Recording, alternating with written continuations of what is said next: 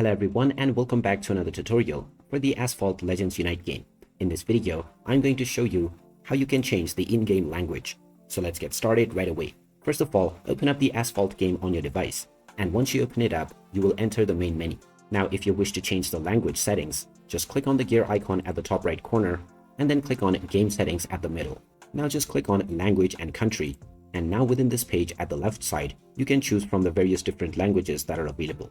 Just click on whichever language you prefer, and then you can go back, and the game will restart and your language will be applied right away. You can continue to play your game with your chosen language, but if you wish to change it again in the future, then you can go back to the same gear icon, and from Game Settings in the middle, choose the third option at the left side, and now you can choose your language once again from the left menu. And there you have it. That is how easy it is to change your in-game language on Asphalt Legends Unite.